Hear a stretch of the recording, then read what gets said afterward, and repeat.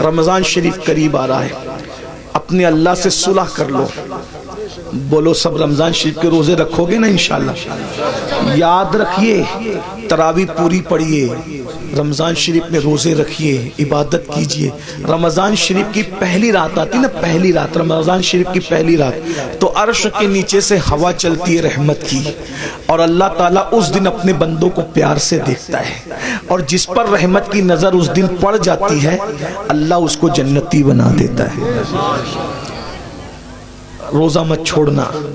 اور ایک بات یہ بھی یاد رکھنا، المعجم الاوسط میں یہ حدیث ہے کہ جو رمضان شریف میں ایک گناہ کرتا ہے اللہ اس کی 1 سال کی عبادت کو ضائع کر دیتا ہے.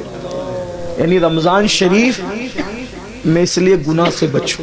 اس رمضان شریف میں گیم نہیں کھیلنا، فلمیں نہیں دیکھنا، گانے نہیں سننا.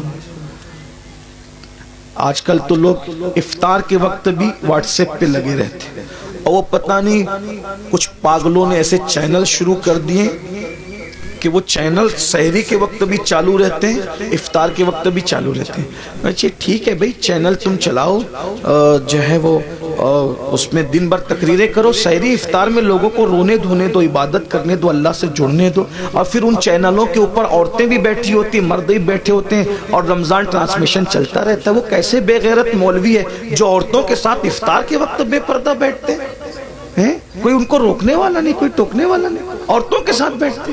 غور تو فرمائے، کوئی دین دھرم ہے؟ عورتوں کے ساتھ بیٹھ کے تم دین سکھاؤ گے؟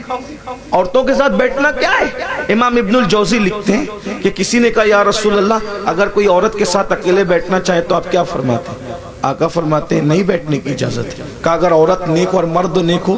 تو آقا فرماتے ہیں عورت اگر مریم جیسی نیک ہو اور مرد یحییٰ جیسا نیک ہو اور دونوں قرآن سیکھنے سکھانے کے لیے بیٹھیں تو بھی میں ان کو بیٹھنے کی اجازت نہیں دیتا. کون مریم ہے؟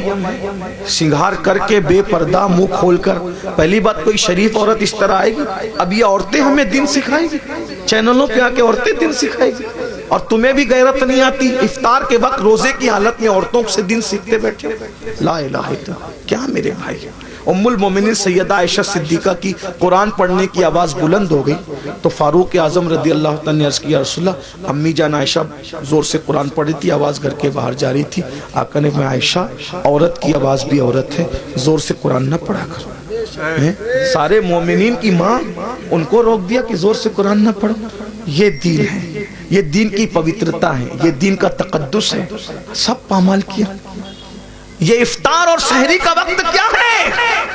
اللہ تعالیٰ سحری اور افطار میں اپنے بندوں سے کہتا ہے کوئی مجھ سے روزی مانگنے والا؟ روزی مانگو میں تمہیں روزی دوں گا. مغفرت مانگنے والا؟ مغفرت مانگے گا مغفرت دوں گا. ہے کوئی مجھ سے نعمتیں مانگنے والا؟ میرے بندے مانگ، میں وعدہ کرتا ہوں تو جو مانگے گا میں تجھے عطا کروں گا. کیونکہ یہ رمضان ہے، سحری اور افطار کا وقت ہے، مجھ سے جو مانگا جائے گا میں عطا کروں گا. سال بھر لوگوں کے دروازوں پہ دستک دینے والوں، اللہ کی رحمتیں تمہارے دروازے دل پہ دستک دیتی ہے. مان کیا مانگتا ہے؟ اس وقت تو نہیں مانگتے، پھل کاٹتے رہتے، ادھر ادھر باتیں کرتے رہتے، بھنکس بازی کرتے رہتے، واٹس ایپ پہ لگے رہتے، فیس بک. میرے بھائی رمضان شریف کا فائدہ اٹھا لو. آقا فرماتے ہیں جس کو رمضان شریف ملے اور وہ اپنی بخشش نہ کروا لے وہ اللہ کی رحمت سے محروم ہو جائے، دور ہو جائے، اللہ کی رحمت سے دور ہو جائے. جس کو ماں باپ ملے اور وہ جنتی نہ بن جائے وہ اللہ کی رحمت سے دور ہو جائے.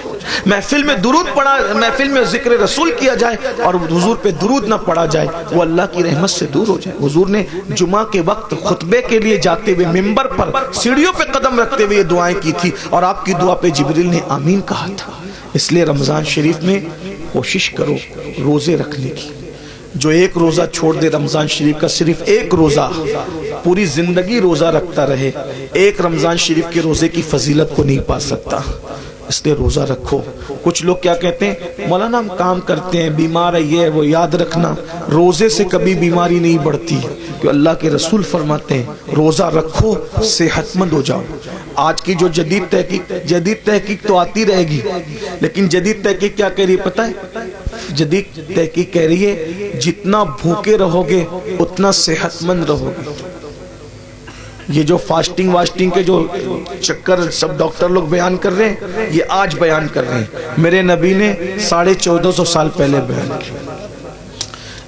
ایک مرتبہ ایسا ہوا، میری امی کی ہاتھ کی ہڈی ٹوٹ گئی، تو میں امی کو آپریشن کروانا تھا، تو میں گیا، تو مالیگاؤں میں ایک ڈاکٹر ہے، جین ڈاکٹر، وہاں آپریشن تھا امی کا، تو میں گیا، تو لوگوں نے بتایا کہ یہ جو وہ فلاں ہے، تو اس نے اپنے کیبن میں بلایا، تو کیبن میں بلا کر کے بٹھایا، تو اس نے کہا اپنے جو اس کا دواخانے میں جو بندہ تھا اس کو بلا کے کہا کہ پانی لاؤ، چائے لاؤ سر کے لیے، تو میں نے کہا کہ ہم پانی نہیں پیئیں گے، چائے بھی نہیں پیئیں گے، تو کہا کیوں؟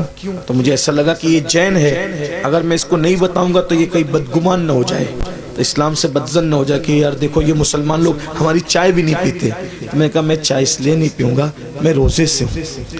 تو اس نے کہا کیا رمضان آ گیا آپ لوگوں کا؟ میں نے کہا نہیں، رمضان نہیں آیا ہے، ہمارے نبی صلی اللہ علیہ وآلہ وسلم کی سنت ہے کہ ہمارے نبی ہر مہینے کی 13، 14 اور 15 تاریخ کو روزہ رکھتے ہیں، تو ہم لوگ بھی روزہ رکھتے ہیں، ہر مہینہ ہم لوگ روزہ رکھتے ہیں رمضان شریف کے علاوہ، یہ ہمارے نبی کی سنت ہے، اور اس کی بڑی فضیلت ہے۔ ہمارے نبی صلی اللہ علیہ وآلہ وسلم نے فرمایا کہ یہ جو روزے رکھتا ہے 3 روزے، تو اس کو پورا مہینہ روزہ رکھنے کا ثواب ملتا ہے، یعنی اگر جو مہینے میں 3 روزے رکھ لے، 13، 14، 15، اس کو ایام 20 کہتے ہیں، تو اگر 3 روزے رکھ لے تو پورا مہینہ وہ روزے دار شمار ہوگا، تو اس طرح ہم لوگ جو ہے وہ 3 روزے رکھ کر پورا مہینہ ثواب کمانے کی لالچ میں روزہ رکھ لیتے ہیں۔